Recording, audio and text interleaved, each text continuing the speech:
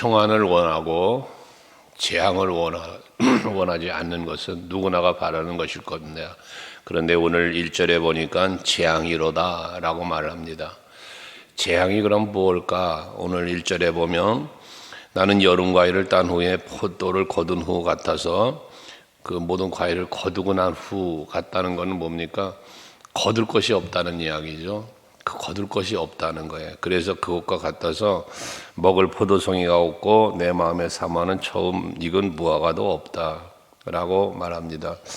근데 사실 오늘 본문에서 말하고 있는 재앙은 이 단순히 무화과와 포도나무가 없어서 먹을 것이 없다는 것으로 끝이 아니라 2절의 말씀에 보면 경건한 자가 세상에는 끊어지고 정직한 자가 사람들 가운데 없다.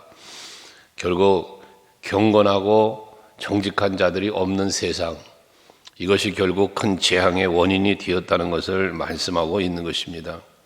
올바른 지도자가 없는 것, 이것은 큰 재앙입니다. 국가적 재앙이고 백성들의 재앙입니다.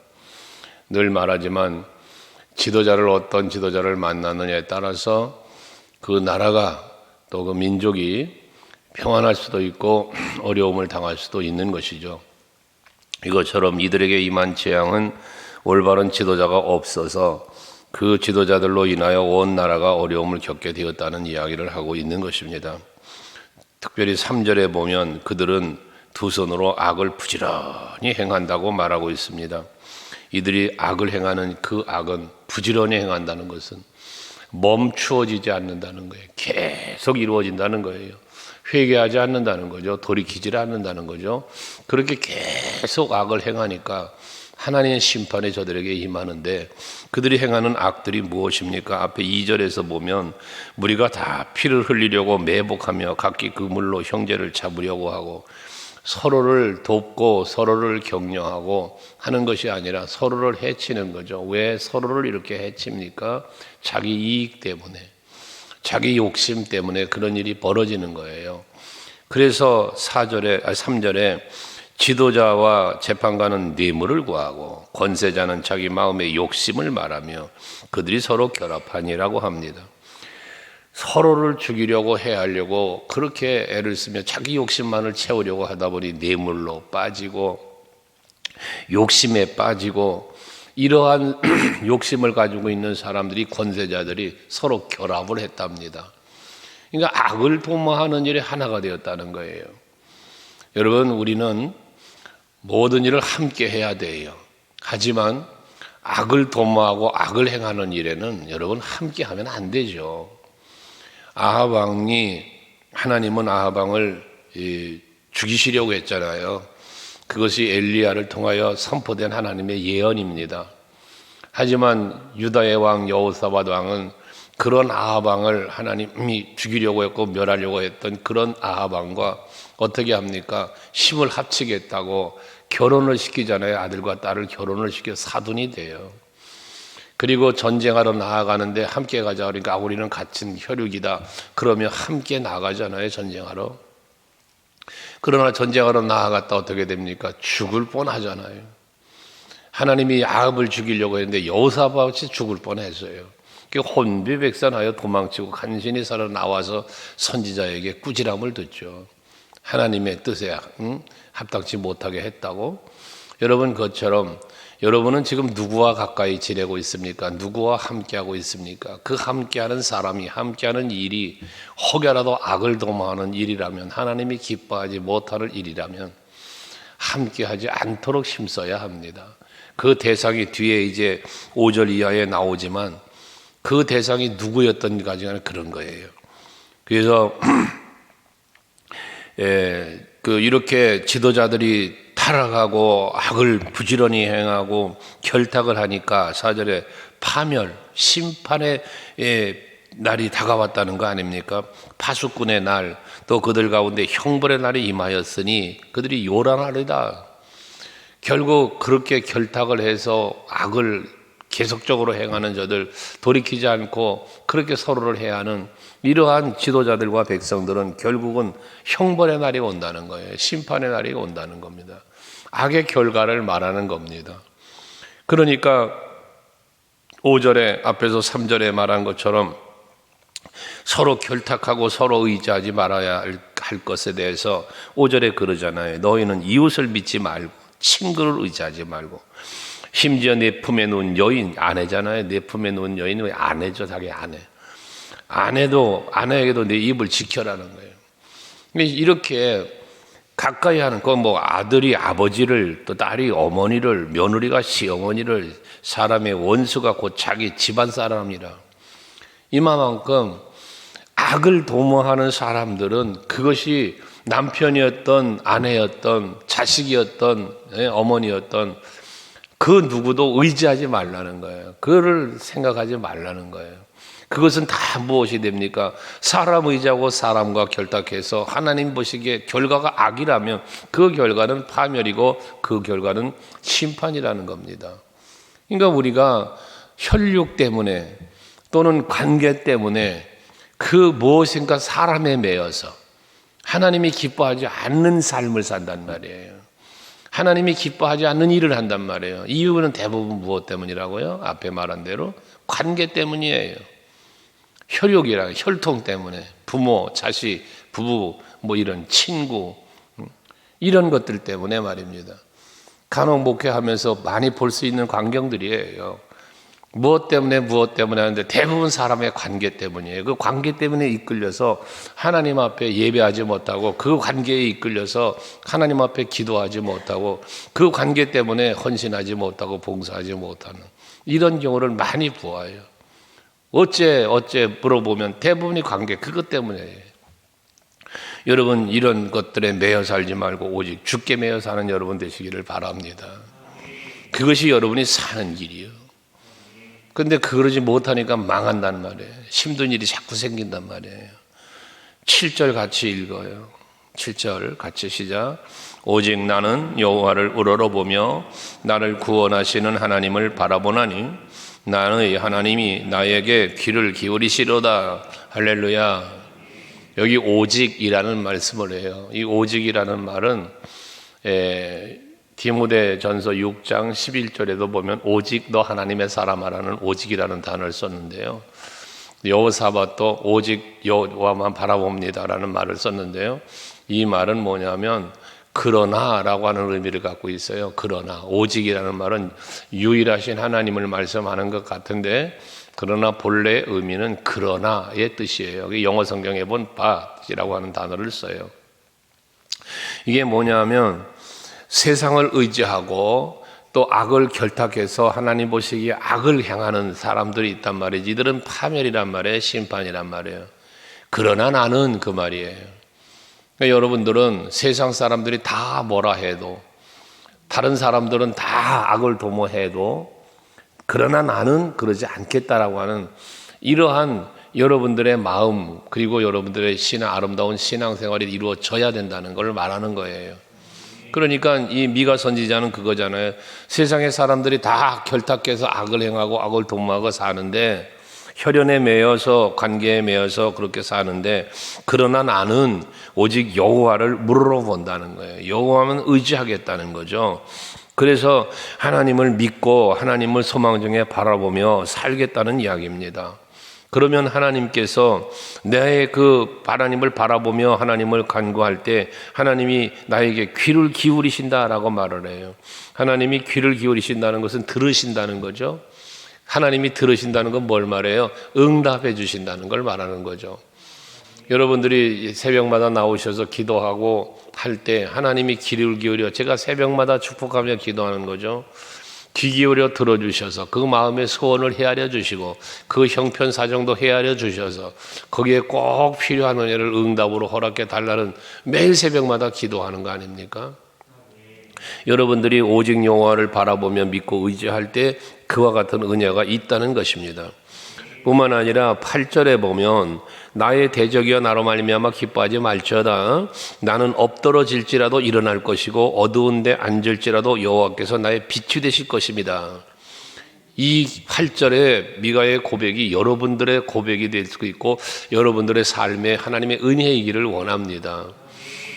고린도후서 4장 8절 9절 말씀에 보면 우리가 사방으로 우겨쌈을 당하여도 쌓이지 않고 또 답답한 일을 당하여도 낙심하지 아니하며 박해를 받아도 버림받지 아니하고 거꾸로 뜨림을 당하여도 망하지 아니한다. 이 얼마나 기가 막힌 고백입니까? 이유가 무엇입니까? 그리스도 예수 보배를 질그릇 같은 내가 그 보배를 담았으니 내 안에 계시니 예수가 나와 함께 계시기 때문에 이런 일이 일어난다는 거 아니에요? 힘들고 어려움을 당해도 오늘 창성했지만 내 마음이 낙심되고 어려움에 빠지고 힘들어 지칠 때에도 주님께서 나와 함께 하시니 나는 두려움이 없다는 거 아닙니까? 근심이 없다는 거 아닙니까? 여러분들이 바로 그런 은혜를 누리며 사시기를 주의 이름으로 축복합니다. 여호와께서 어두움 가운데서 빛이 되실 것이라는 거예요. 그래서 어둠에서 빛으로라는 말은 결국 뭐예요? 세상에서 그리스도의 몸된 교회로 나오는 것이라는 말씀입니다. 빛 대신 예수 앞으로 나오는 것, 이것이 진정한 그리스도인의 삶이라는 것입니다. 여러분들이 신앙이 회복되고 삶이 회복되길 원한다면 빛 대신 예수께로 그래서 나와야 된다는 거예요. 내가 빛과 함께 살아가야 된다는 거예요. 그런데 어둠의 세력 앞에, 어둠의 권세 앞에 전부 굴복하고 그것이 그 안에서 즐거워하며 살다 보면 그 결과가 답답함이고 망함이고, 여러분 그런 거예요. 세상의 즐거움이 여러분에게 만족을 줍니까? 아무리 세상에 많은 즐거움을 찾아간다고 할지라도 그때뿐이지, 그것이 지나고 나면 후회가 되고 그것이 지나고 나면 모든 것들이 다 돌이켜보면 아무것도 아님을 우리는 고백하잖아요.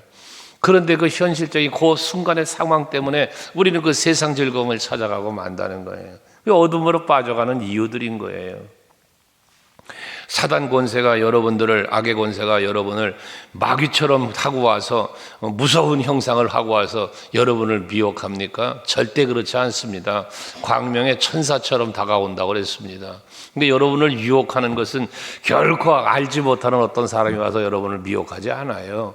여러분을 여러분과 늘 가까운 사람, 늘 가까이 지내는 사람, 그래서 앞에 말한 거 아니에요. 심지어 남편, 아내, 아버지, 어머니, 이 딸, 이게 다 여러분들의 마음을 빼앗고 여러분들의 삶을 악으로 끌고 간다는 거 아닙니까? 그래서 이제 우린 그걸 떠나서 오직 여호와께서 빛 대신 여호와를 바라보며 하나님의 기뻐하는 삶을 살아가는 여러분이 되어야 되겠다는 것입니다.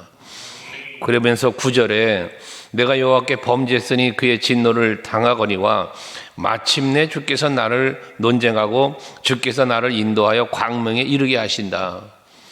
죄 때문에 고통당하고 죄 때문에 벌을 받을 수도 있지만, 그러나 때가 되면 하나님은 그 가운데서 우리를 지키시고 보호하고 건져주신다는 거거든요. 그럼 그 때가 언제겠습니까, 여러분? 그 때가 언젠가요? 하나님이 보호해 주시고 지켜주시고 건져주시는 때가 언제냐 그 말이에요. 물론 하나님의 때지요. 그러나 하나님의 때, 우리 주께서 일하신다, 주가 일하시네, 주가 일하시네 찬양도 부르지만 주께 아끼지 않는 자에게, 주를 신뢰하는 자에게라고 찬양도 고백하지 않습니까? 주를 믿고 빛 대신 예수를 바라보며 주께로 나아올 때, 모든 악행을 다 멈추고 회개하며 주께로 돌아올 때, 그때 지키시고 그때 건지시고 그때 복을 주시는 거죠. 계속해서 악을 범하는데 거기에 은혜가 있겠습니까? 계속해서 불의를 행하고 악과 도모하며 결합하여 그러고 가는데 거기에 하나님의 축복이 있겠습니까? 그러지 않거든요.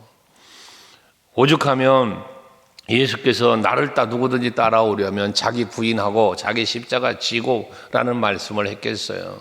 여러분, 자기 부인이 얼마나 힘든 일입니까? 자기가 지어야 할 십자가를 진다는 것이 얼마나 힘든 일이겠습니까? 그러나 그것을 감내하고 예수를 따라올 때 그것이 진정 그리스도와 동행하는 거고, 그것이 하나님의 은총 속으로 들어오는 거예요. 거기에 은혜가 있다는 말이거든요. 거기에 건지심의 축복이 있다는 거잖아요. 예수를 믿는 자에게, 그 빛 대신 예수를 영접하는 자에게 하나님의 자녀가 되는 권세를 주었지, 영접하지 않고 믿지 않는데 무슨 하나님의 자녀가 된 권세가 주어지겠습니까? 하나님 예수께서 내가 너에게 평안을 준다고 말하는데 세상에 주는 것 같지 않다고 하는데 그게 누구에게 주어지는 겁니까? 빛 대신 예수, 그 평화가 되시는 예수, 그 예수 안으로 내가 나올 때 그 은혜가 누려지는 거지. 예수를 떠나서 세상을 살고 예수를 떠나서 육신의 욕심과 쾌락에 빠져 사는데 거기 무슨 평안이 있겠느냐는 거예요. 세상의 즐거움은요, 술 마시고 마약하고 여러분 세상 쾌락을 즐기고 사는 거기에 즐거움이 있죠. 어째 즐거움이 없겠어요. 그러나 그 즐거움이 앞에도 말한 것처럼 영원한 즐거움이 아니라니까요. 세상 즐거움 오죽하면 다 버린다고 그래요. 바울이 그런 거 아닙니까? 왜 그럴 수 있습니까? 세상의 명예도 권세도 누림도 다 왜 그가 버립니까? 배설물처럼 여겼다는데 오직 예수 때문이잖아요. 여러분들은 예수님 때문에 무엇을 버려보셨습니까? 지금 사순절 버려나 가고 있는데 여러분 절제하는 부분도 한번 작정하고 지켜보라고 그러는데 여러분 해보고 계십니까? 예수 십자가 생각하며 그 앞에서 과연 여러분은 무엇을 버려보셨냐는 거예요. 세상 쾌락과 즐거움 뭘 버려보셨냐는 거죠. 버릴 수 있는 여러분이 되셔야 돼요. 그래야 주님이 여러분을 지키시고 마침내 주께서 나를 위하여 라고 말씀하잖아요. 10절에는요. 나의 제적이 이것을 보고 부끄러워하리니 하면서 그는 전에 내게 말하기를 네 하나님이 어디 있느냐 라고 조롱하던 자들이라는 거예요. 시편 42편에 보면 3절에 세상의 사람들이 그 시편 기자가 사슴이 시냇물을 찾게 갈급함까지 줄을 찾게 갈급하다는 1절의 고백을 한 후에 그런 말을 하잖아요. 사람들이 종일 나더라 하는 말이 네 하나님이 어디 있나 조롱을 했다는 거예요. 그러니까 고통을 당하고 있는데 그 고통에서 벗어나지 못하고 있는 그러한 상황을 보면서 사람들이 조롱을 했다는 거예요. 여러분들 그런 조롱 혹시 받아보셨나요? 너 그렇게 예수 잘 믿는다고 하면서 너 그렇게 날마다 기도하러 다니면서 하나님이 너에게 뭘 해주더냐? 넌 그렇게 맨날 힘들고 어려운 삶 속에 빠져 살고 있는데 네 하나님 도대체 어디 있냐? 네가 믿는 하나님 도대체 어디 있냐라는 조롱 혹시 받아보셨나요? 시편 42편의 시편 기자는 그런 조롱을 받았다는 거예요. 오늘 미가 선지자도 그런 조롱을 받았다는 거예요. 네 하나님이 어디 있느냐고. 그런 조롱을 받았다는 이야기는 뭡니까? 하나님이 그를 도우시며 하나님이 그에게 베푸시는 은혜를 아직 누리지 못하고 있는 상황 속에 있다는 이야기 아닙니까? 그런데 그랬던 사람들이 부끄러워할 일이 생긴다는 거예요. 그러면서 그가 거리에 진흙같이 밟히리니 그것을 내가 버리로다. 저들은 나를 조롱했지만 이제 그들이 어떻게 돼? 진흙같이 밟혀지는 모습이 미가가 보게 된다는 얘기는 미가를 하나님은 지키시고 건지시고 오히려 조롱하던 저들 악에 빠져 살던 그들을 짓밟아 버리신다는 얘기 아니겠어요?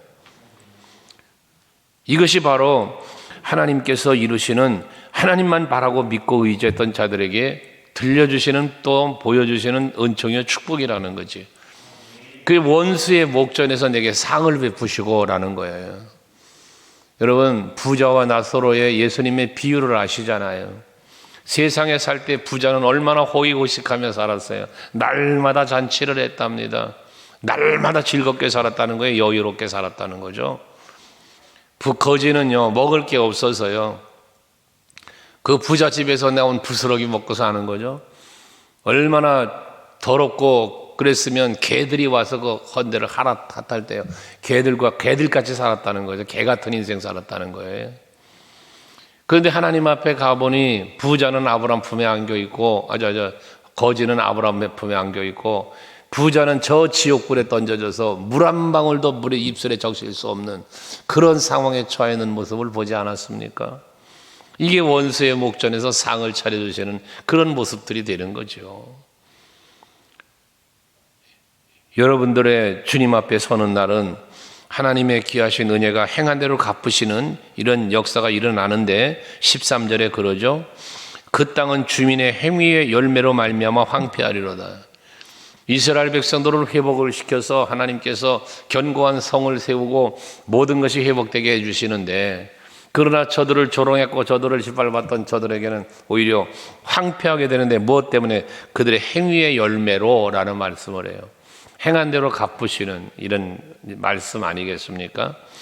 여러분, 여러분들에게 행한 대로 갚으시는 하나님의 심판이 임할 때에 여러분들에게는 하나님의 기쁨으로 살고 선을 행한 결과로 하나님 앞에서 생명의 부활로 요한복음 5장 29절 예수님의 말씀이잖아요. 간혹 말씀드렸지만 선을 행한 자에게는 마지막 때가 되면 선을 행한 자에게는 생명의 부활로 악을 행한 자는 심판의 부활로 나온다고 하잖아요.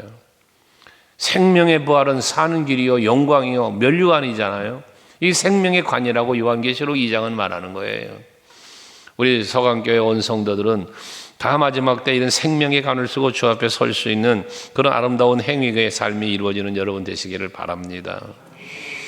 그 위에 14절 이하에 하나님께서 하나님 앞에 기도하며 영광을 돌리는 것인데, 거기 보면 14절에 그러죠. 원하건대 주는 주의 지팡이로 주의 백성 주의 기업의 양떼를 먹이시고 그들을 옛날같이 바산과 길르앗에서 먹이시옵소서라고 말씀을 합니다.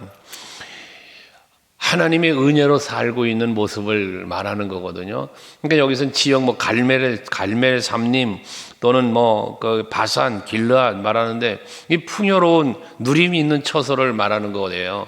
거기는 사막지대가 아니라 수풀이 있고 먹을 것이 풍성한 바산의 암소라고 성경에 표현하는 것 같이 말입니다.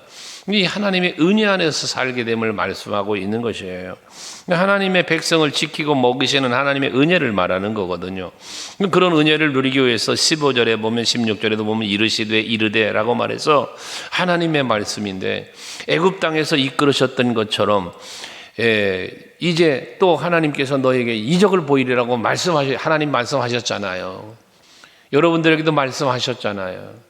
성경이 말하고 있는 건 다 여러분에게 말씀하시는 거니까요. 이렇게 말씀하셨던 하나님이시라는 거죠. 또 16절도 여러 나라가 보고 자기의 세력을 부끄러워하여 손으로 그 입을 막을 것이요 귀는 막힐 것이고 뱀처럼 티끌할 것. 이게 다 무슨 얘기냐면, 자기를 대적했던 무리들을 하나님이 짓밟아 버리시니까, 망하게 하시니까 저들이 그 풍요를 누렸고 뭔가 악을 도모하면서 뇌물도 받고 막 이러면서 살 수 있는 권세, 부귀 이런 누림이 있었겠지만, 이제는 그들이 다 하나님이 짓밟아 버리니까 자기 세력을 부끄러워하게 할 것이고 손으로 입을 막을 것이라는 거예요. 얼마나 부끄러우면. 거기다 또 더 나가서 17절에 보면 뱀처럼 티끌을 하는데요, 땅에기는 벌레처럼 떤대요. 이 얼마나 비참해졌으면 뱀에다 비유하고 벌레에다 비유하겠습니까? 나름 자기는 존귀한 자라, 자기는 나름대로 권세가 있는 자라고 자랑하며 악을 행했을지 모르나 결과는 벌레처럼 뱀처럼 땅을 기고 이슬을 핥으며 살아가는 존재가 되고 말았다는 이야기 아니겠습니까? 그러면서 미가 선지자는 18절 이하에 말합니다. 유일하신 하나님이라는 거예요. 주와 같은 신이 어디 있겠습니까? 여러분, 그렇죠. 예수 그리스도와 같은 구원자가 어디 있어요? 예수 외에는 구원이 없잖아요. 여러분을 지키시고 보호해 주시고 죄 가운데서 살려주시고 여러분들을 모든 어려움과 고난 속에서 건져주시리는 오직 예수 아니에요? 물에 가져가는 베드로를 손을 잡아 건져주시니까 예수고요. 죽었던 나사로를 일으켜 세운 이시가 예수시고요. 모든 역사를 이루시니까 예수잖아요. 여러분들을 살리시려고 그 십자가를 지신 분이 예수시란 말이죠. 그런데 우리는 지금 그 예수의 은혜와 사랑을 받아서 살고 있는 우리가 어찌 그 예수를 사랑하지 못하며 어찌 예수의 마음에 합당한 삶을 살지 못하겠습니까? 사랑을 잊어버리기 때문이라고들 말하죠. 은혜를 잊어버리기 때문이라고 그러죠. 돈 벌어놓은 것이 내가 번 것인 양 착각하고 살고, 내가 누리고 있는 것이 마치 내가 이루는 것인 양 착각하면서 하나님 앞에 감사하지 못하고 그것에 합당하게 살지 못하는 이런 모습들이요. 왜 우리가 밥을 먹을 때 기도하고 밥을 먹어요? 왜 하루를 시작할 때 기도하며 시작합니까? 하나님의 은혜가 있기 때문에 지금 내가 밥을 먹을 수 있고, 하나님의 은혜가 있어서 내가 오늘을 살 수 있기 때문에 기도하는 것 아닙니까? 그럼 기도하는 순간만 은혜를 생각하고 나머지 삶은 그냥 멋대로 삽니까? 아니라는 거죠. 오늘 하루를 사심에도 여러분, 하나님께서 여러분들을 19절에 말하는 다시 우리를 불쌍히 여기셔서라고 말씀하는 것처럼 다시 한번 하나님의 긍휼을 힘입어서 오늘도 승리하는 삶을 사시고요, 참된 평안을 누리며 살아가는 여러분 되시기를 바랍니다.